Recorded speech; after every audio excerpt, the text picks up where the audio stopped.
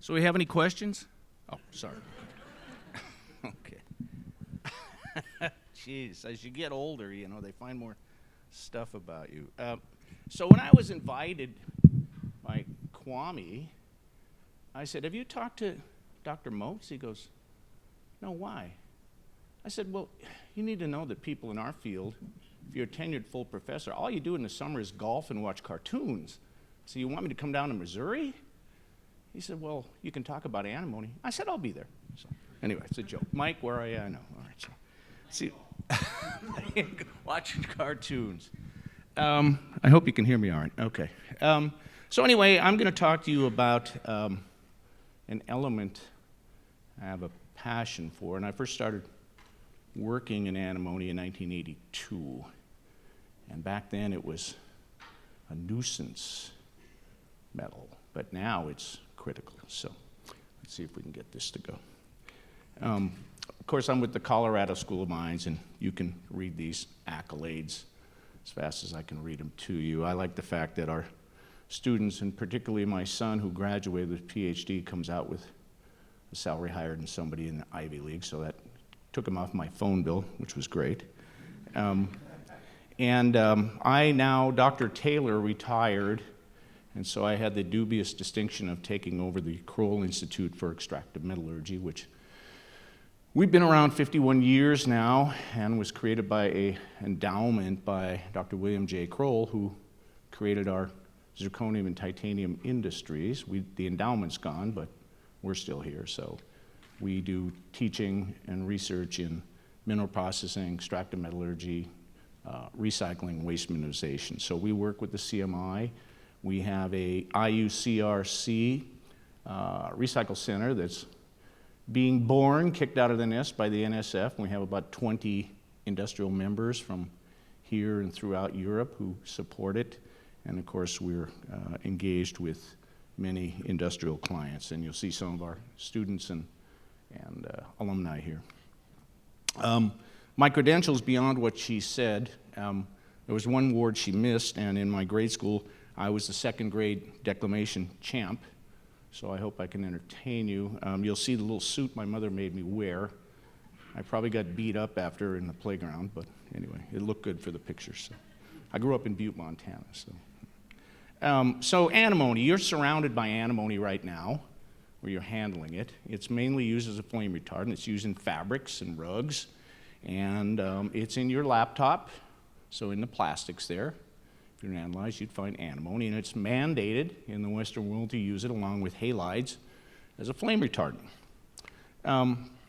So these are the various types. I don't know which one I do here. Yeah, anyway. You can see various forms, and we'll go through this, and then some of the alchemy, which antimony was one of the first elements studied in alchemy. It has a very interesting history. This presentation is dedicated to a gentleman who I never met, but he's Professor Zhao Tian Kong of Central South University, and he worked in and created the antimony industry in China. Then he created Central South University's metallurgy program. I was over there a few years ago, and they gave a special presentation about him. Very interesting fellow, so that's him, and I have his book. When I got that book over 30 years ago from China, it was typed, and it was in English, and we wanted to pay them, and they said, could we just get books back? So it was interesting, because they didn't have them back then. So antimony. The discovery is really unknown, although there are some I'll show you here. It's believed that the name comes from the Greek words anti and monos, meaning not alone, and you'll see that it loves to form compounds with all kinds of other elements. The symbol, which is right there, and that's the alchemy symbol, is from stibium, the ancient name for antimony sulfide, and you'll see some of these applications. Antimony is also known as lupus metallorum, and it symbolizes our wild nature and animal power. It's referred to as the gray wolf because molten antimony so aggressively gobbles up base metals such as lead, tin, and copper to form alloys. And it's silvery white, brittle, crystalline, and it's weird because it exhibits poor conductivity of electricity and heat. And actually, when you melt antimony and you cool it, it expands, it doesn't contract. So it's a very interesting element. And the alchemists were fascinated by a property of antimony to form a crystalline star, that is the star Regulus. And that symbolized the quintessence of matter, and this was denoted as the philosopher's signet star. So again, antimony in alchemy symbolized our wild nature and animal power. If you look into the night sky and you look at Leo, you can see the star Regulus, and it's the heart of the lion. So it's the brightest star in the constellation, among the brightest in the Earth's sky. And the alchemists felt that antimony was a reflection of this. Here is some pictures of star Regulus. It means little king, and it received its name from the 16th century astronomer Copernicus. So it's been regarded one of the leading stars 2,000 years, that is the star Regulus. Now, in 1540, antimony was isolated, and there was a monk named Basilius Valentinus who wrote a monograph on antimony, entitled it, and I won't do the German name, Triumphal Chariot of Antimony. And it's believed to be the first monograph devoted to the chemistry of a single metal, although how they wrote back then and how we wrote now is very different, right? Because they believed in the alchemy and metaphysical properties of metals and elements. So here you can download a copy if you're interested. And there's a picture of the monk, and it's very illustrated, very exciting. I don't know, they probably use woodcuts, I'm not sure. But these days, antimony has gone from being a impurity or smelter penalty to both critical and strategic, and depending on where you're at. Now, as far back as 2011, the British Geological Survey listed it as the highest risk of supply disruption, and that's probably even more so now, higher than rare earths. And here is another one from 2012, but you'll see it's tucked in there. I don't know how this pointer works. I'd get it to work, but that's okay. You can see it. So it's up there, and it's beyond the alchemists. Not too many people have studied it. I field a lot of calls about antimony because I'm one of the few English-speaking antimony, I guess you could say, experts, right? You know, any battlefield promotion, we'll call it. So here's another criticality chart, and you see on the top in little print, heavy rare earths, light rare earths, and right up there circled is antimony. And indeed, if somebody is here from the Department of War, they are now familiar because they're going crazy finding antimony for munitions and lead hardening, as it was in World War I and World War II. There's quite a history here. The Chinese, of course, dominate production. Xiaotian Kong created the metallurgical complexes in south-central China, Hunan province, and the Chinese, to their credit, moved up the value chain to create processing and refining capabilities when we gave that up. I was the chief process engineer in an antimony production plant for 8 years, and in 2002, that facility was, after the company went bankrupt, Sunshine Mining, it was torn down and it doesn't exist anymore. So we have very little, if any, domestic production of antimony. There's a little bit, but we can talk about it, okay? So here's some factors that come into this. There's some major ones that happen in 2024. The Chinese government, it used to be that the antimony trade was unregulated in many ways in China. I had friends who worked over there, and they told me stories about how bandit antimony miners would refine and export things to the United States to avoid the Chinese taxation and tariffs. They would cast antimony metal in the shape of shoes or flanges. He was in a company that took in antimony metal and made antimony trioxide, so it was very interesting. And then since 2009, China's had quotas, and most recently you'll see they cut off our supply of antimony to the Western world. There you go. No projects after 2011, and then 100 antimony smelters were shut down. And again, I'll show you a picture, but there used to be a number of small miners running around with sacks who would pick up stibnite and take them to a central location where they would smelt it. And the Chinese said it was because of pollution, but more about control that they were doing this, right? Consolidating the market. So here's some headlines from the last 10 years, you know. Production at Kyrgyzstan's Kazmanov antimony smelter is down. There was one there. I don't think it's running. And in antimony metal prices stabilize as smelters. These are historic. Here is Roskill. They did a study, and they say that half of the antimony mined by the top 4 producers was sourced from gold-bearing ores. And of course, we all read the headlines about Perpetua in Idaho, right? Perpetua is a stibnite mine that has a hell of a lot of gold credits, right? And so this is where the real value add in antimony is, if you have that. And of course, the Russians, Polius at Olympiada, they've run into a lot of antimony in their deposit that they're trying to deal with, but they have a number of restrictions there. I've done a little work with them. The Russian government won't allow them to export gold out of the country, so they're kind of stuck. But anyway, that's a separate story. There is a supply chain of secondary antimony lead. I know this because my son works for a company called Gopher Resources. They recycle lead-acid batteries, but they're always on the outlook for antimony supplies too, right? So we're kind of stuck. And then there was, a few years back in Oman, some people propagated a brand new antimony smelter. The problem was that the Chinese went and bought the potential mines that were going to feed this, and then the thing was built way too big for the supply chain and had engineering problems. So it's sitting there today. It's been revamped.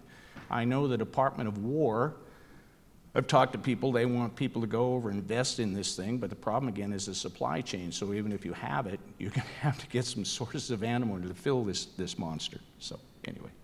And then here's another one about Polius, and they want to become a big antimony supplier, but they've got some political restrictions. Like I said, they can't export gold out of Russia, and the Chinese are going, please send us your gold antimony concentrates, we'll pay for the antimony. These things happen, okay? So, and then there was, back in 2019, there was something called the Fania Metal Exchange, and antimony was part of that. And the idea was to set up a warehouse like the LME and keep minor and critical metals in storage in case they were needed, or to have transparent pricing, right? Unfortunately, greed and corruption took that down. And so they auctioned it off, and guess who bought all the antimony? It was the Chinese. So very interesting. A lot of people lost a lot of money on the Fania Metal Exchange. And then beginning in fall of 2024, the Chinese came out and said they are limiting exports of antimony and mineral used in products from batteries to weapons. And one of the other thing is this particularly covered smelting and separation technologies, and that was focused on gold antimony separation. So they choked off, and all of a sudden, the US government, and it was followed by an announcement in December of 2024, and you saw all this hand-waving in the press of the US government saying, wait a minute, we got a couple of wars going on here, we need munitions, and we had a bunch of people like Dr. Honecker and I were talking about who said, here's my slide deck, I can help you. We'll talk about that later, okay, so, yeah. But you'll see, because, again, if we look around the room, although you won't see it, antimony trioxide is mandated as a flame retardant. And while people have looked for substitutes, none have been really effective or economic. So demand is growing, and one of the areas of demand, which we'll see here also, I just got some solar panels put on my house. Guess where they were made? Want to pick? Yeah, China. There. Thank you. Very good. Here, stay awake. Okay. And so for fining of glass, sodium antimonate, which is a product of antimony, is a growth area too, right? So renewable energy or fire retardants, the growth is still there. Another problem these days is a lack of reserves, and if you talk to people in the know, part of the supply issue out of China is strategic and political. The other part is the mines at Zhiquanshan have probably been in operation for 100 years. And while the Chinese don't publish resources reserves, there's a growing consensus that the resource is being depleted, and the Chinese are capturing their own internal resources and using them, not exporting. In fact, the Chinese are very active in places like Burma, well, I think they call it Burma now, Myanmar, sorry, and Tajikistan, particularly in antimony. So they're out acquiring. So this is a supply chain issue. Here's reserves and production, and you know, this is an older one, but we're in about 150,000 tons per year, and you'll see the Chinese dominate, and everybody pales in comparison. But we've got Russia, Tajikistan, and Bolivia does some, and now they've revamped some things down there, but the Chinese dominate, right? Again, antimony was known about 4000 BC, again, Greek for metal not found alone. It's known as regulus, the metal. And in the early 1900s, particularly World War I, it was used as munitions for tracer bullets and as a lead hardener.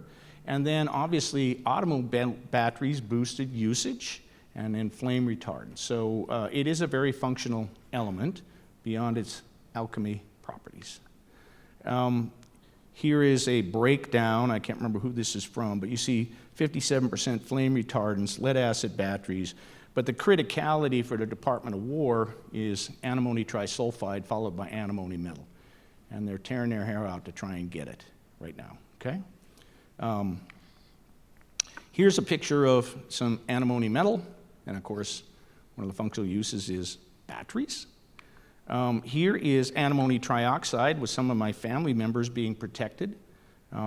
That guy with the dark hair there and the little dog, that was me in graduate school back in the day, and that's my son, Dr. Corby Anderson now, so he was fully protected. And then these other two yo-yos over there are my grandchildren, and they're wearing their flames. So, you know, we're an antimony family. That's the way we like to view ourselves, you know. If you have a plastic water bottle, here's a couple right here.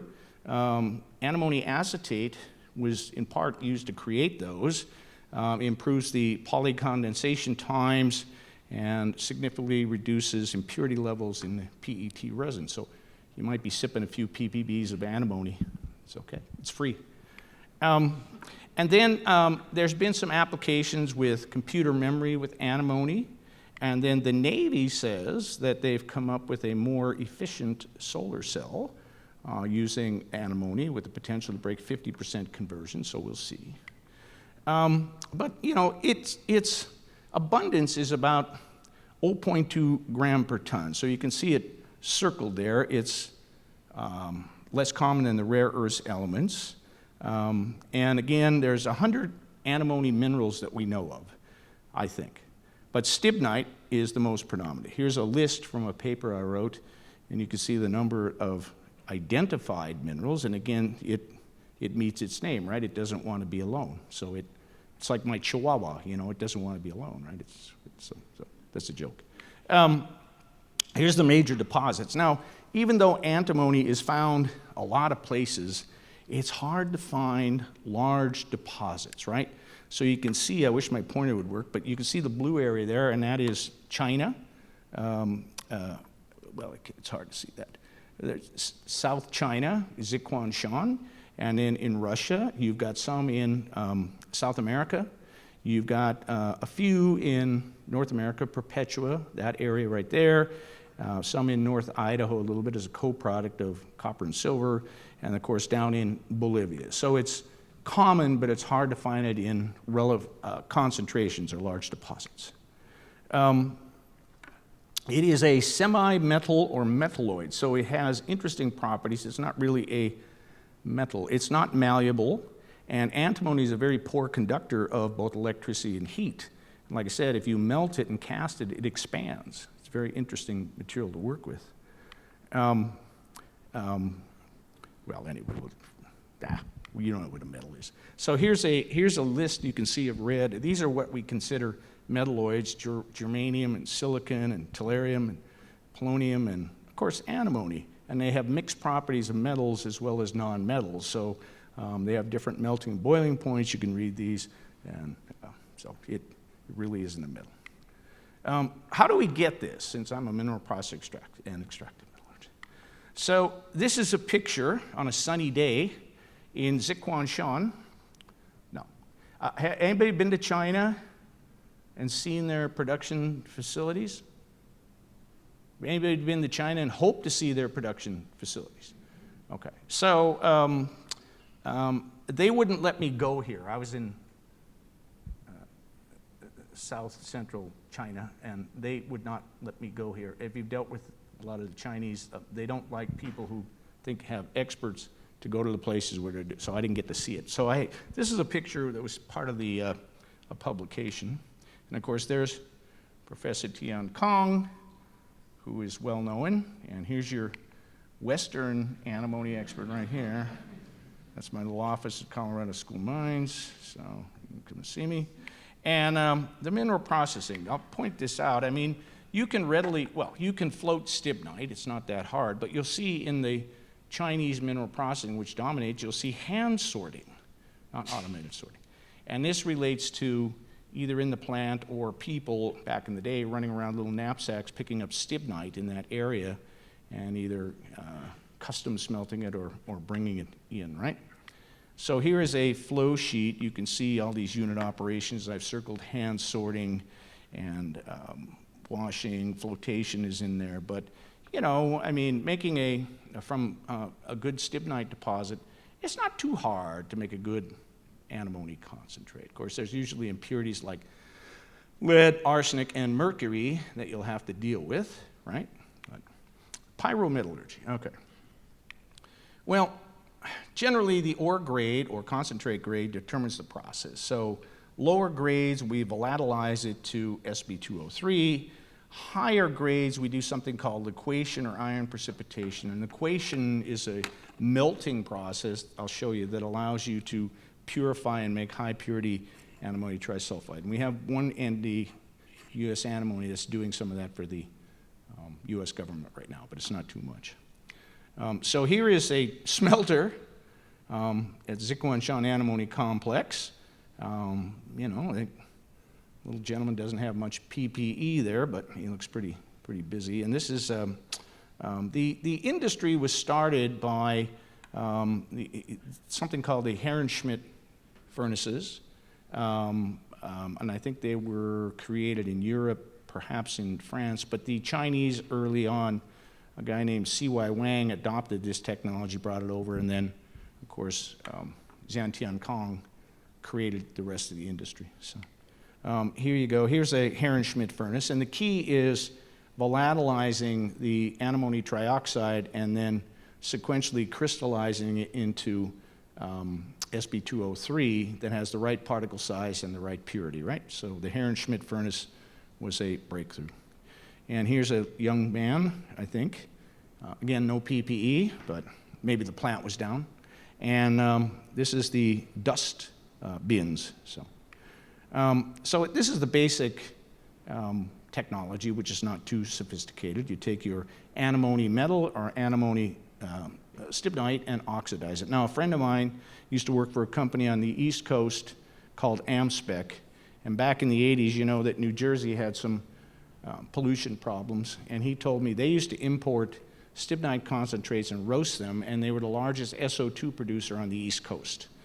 So that changed, and then they had to import metal from China to make trioxide, and then eventually the Chinese started making trioxide and put them out of business. So yeah, that's the story. Anyway. So here's a cartoon, if you will, of making antimony trioxide. I'm not sure where this is from. And there's some nice Chinese antimony trioxide, which you're surrounded by it. You didn't know that, did you? Okay. And then you can take antimony trioxide and using the boudoir equation, balance between carbon monoxide and carbon dioxide, to reduce it to metal. And then this is liquation, where you have high-grade stibnite concentrate and you have a selective melting from the gangue, and you do it in an inert furnace, and you can create high-grade Sb2S3 for munitions.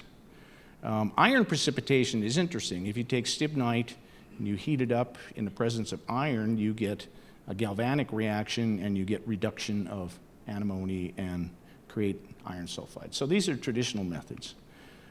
Here is a plant that was in Bolivia. It's no longer here. It was nationalized, but this is the smelting process that they had back in the day, and you can see it's pretty common. But the government nationalized that, and it ain't running no more. So, hydrometallurgy. This is where I cut my teeth. So, hydrometallurgy is more selective, and of course, people view it as more acceptable, right?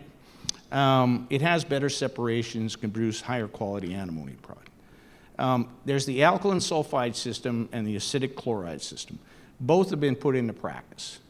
The chloride system is something like this, where you can use ferric chloride to oxidize stibnite. This was built and operated briefly in Australia, also in Canada.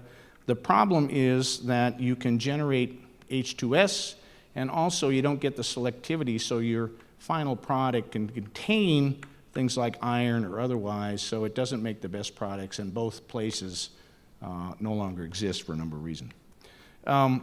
This is what we did at Sunshine, essentially. This is an alkaline sulfide plant where the sodium sulfide can complex antimony and hold it in solution, and has good selectivity over other competing elements like copper and lead and things like that. So it's very selective.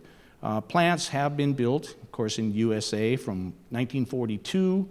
And by the way, the Sunshine plant was built as part of a critical metals effort in World War II, if you can believe that, and ran for 60 years. There was a pilot plant in Australia. Kyrgyzstan had a plant, and China, as well as Russia. Russia had a pilot plant, but anyway, so there you go. So this is where I used to work. I see this is being resurrected. What's old is new. I see the Bunker Hill mine today shipped some concentrates, so don't throw those old files out or those shares of stock you got. They're coming back. They're coming back if you can get through the bankruptcy. This is the old antimony plant as it existed on a nice sunny day in Idaho. This one was built in 1972. The first one was built in 1942, but there was a little fire at the Sunshine you may have heard of, so they moved the antimony plant that was there down Big Creek and built this one twice the size, and now it's been demolished as well. This is some of the antimony or regulus being stripped cathode, and this is the flow sheet that I guess I drew that. I can't remember. It's about 30 years ago. We did lodge some patents on this, so they're expired, but that was part of it. So, but here's some of the products. Here's antimony metal, and down here on the bottom is sodium antimonate, which I said is a growth area for antimony right now for glass fining. And then back in the day when I was at Montana Tech, we had this thing called limiting cyanide, and so we did some work and came up with an alternative that used polysulfides to leach gold, so we thought it was really cool. It hasn't been put into industry yet, but it works. And here you can see some of the gold on the cathode, and of course a flow sheet, so maybe someday. But you can use this technology to treat antimony, gold ore. So neener, China, we don't need you. No, it's a joke, okay, just because they cut us off. Okay. Says me. And of course, what are these specifications? There are specifications for antimony. Some can be nebulous, particularly when it comes to antimony trioxide. Antimony trioxide, the purity is important, but the particle size and the color. Again, my colleague who used to make this in New Jersey said, if you really want a nice white antimony trioxide, you got a little arsenic into it. So I don't know if any of the fabrics around here, I doubt they do, but just saying, it gives a little tint to it. But so back in the day, though, again, going back to this idea of the philosopher's signet star, if you go back in the literature, you'll see any number of patents for what they call starring mixtures. And before they had AAs and ICPs, the quality of antimony metal was judged by its starring. So people came up with various formulations to take antimony metal, melt it, cast it, and have a nice sheen and a star on there, right? These is produced by cooling the antimony under a cover of properly prepared starring mixture, and it has a lower melting point than that of the antimony metal. So here's some antimony starring, right? Just like you see in the night sky. Look tonight at Leo and see if you can see the star Regulus. So here is some typical antimony production products. You'll see from reduction smelting, precipitation, hydrometallurgy, cathode metal. And then this is the metal purity. There are standards. I think they're still there, grade 1 through 4 for the Chinese. Grade 1 is the highest, 99.85%. And then again, some of antimony trioxide, but again, it gets into the opacity and things, because most of the antimony trioxide goes into these materials, like this computer or fabrics or whatever, right? So anyway, thanks for this opportunity to present. I like to give this one because we talk about the processing and refining needs, and we're the bane of the financial markets, but we keep going. So this is, again, my grandchildren, and if you want a copy, I think it's available. Any questions, I'll be happy to answer. Thank you very much.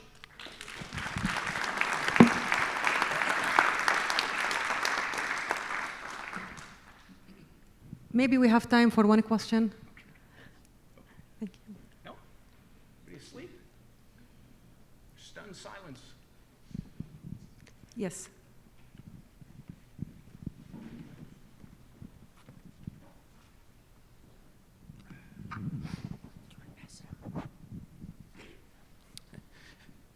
Thank you for the presentation here.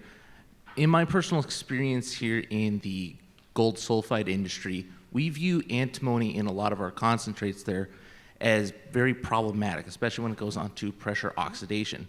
Do you know of any technologies that are currently being developed to try and incentivize recovering those antimonies at those trace grades?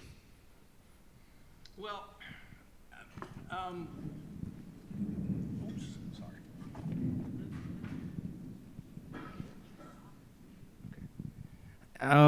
There are technologies to like I said, selectively separate antimony.